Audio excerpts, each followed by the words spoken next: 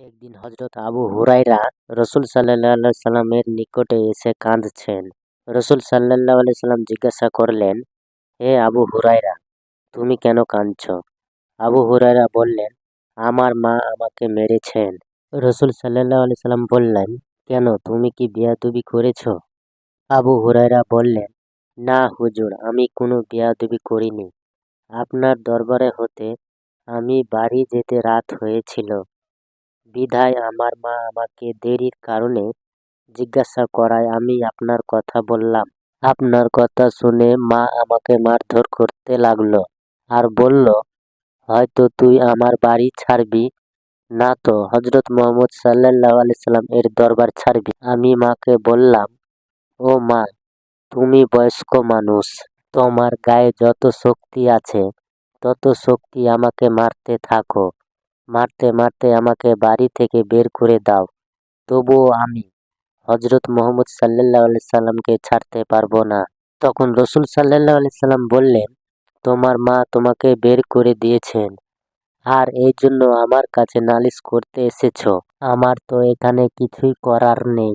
হযরত আবু হুরায়রা বললেন, হে রাসূল সাল্লাল্লাহু আলাইহি সাল্লাম, আমি আপনার কাছে আমার মায়ের জন্য নালিশ করতে আসি নাই। রাসূল সাল্লাল্লাহু আলাইহি সাল্লাম বললেন, তাহলে কেন এসেছো? আবু হুরায়রা বললেন, আমি জানি আপনি আল্লাহর নবী। আপনি যদি হাত উঠিয়ে আমার মায়ের জন্য দোয়া করতেন, যাতে আমার মাকে আল্লাহ হেদায়েত দান করেন। রাসূল সাল্লাল্লাহু আলাইহি সাল্লাম দোয়া করলেন আর আবু হুরায়রা বাড়ির দিকে দৌড়াচ্ছেন। পিছন থেকে কয়েকজন লোক আবু হুরায়রার জামা টেনে ধরল এবং বলল, হে আবু হুরায়রা, তুমি দৌড়াচ্ছ কেন? তখন আবু হুরায়রা বললেন, ও হে সাহাবীগণ, তোমরা আমার জামা ছেড়ে দাও, আমাকে দৌড়িয়ে যেতে দাও। আমি দৌড়াচ্ছি এই কারণে যে আমি আগে পৌঁছালাম নাকি আমার নবীজির দোয়া আগে পৌঁছে গেছে। হযরত আবু হুরায়রা দরজায় ধাক্কা দিতে লাগলো।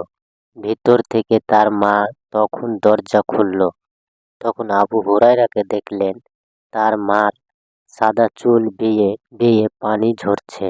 তখন মা আমাকে বললেন, হে আবু হুরায়রা, তোমাকে মারার পর আমি বড় অনুভূতি হয়েছি, অনুশোচনা করছি। মনে মনে ভাবলাম, আমার ছেলে তো কোনো খারাপ জায়গায় যায়নি, কেন তাকে মারলাম? আমি বরং লজ্জায় পড়েছি তোমাকে মেরে। হে আবু হুরায়রা, আমি গোসল করেছি, আমাকে তাড়াতাড়ি রাসূল সাল্লাল্লাহু আলাইহি সাল্লাম এর দরবারে নিয়ে চলো। আর তখনই সাথে সাথে আবু হুরায়রা তার মাকে রাসূল সাল্লাল্লাহু আলাইহি সাল্লাম এর দরবারে নিয়ে তার মাকে সেখানে কালেমা পাঠ করালেন এবং মুসলমান হয়ে গেলেন। পিতা মাতা হলো জান্নাতের মাঝের দরজা।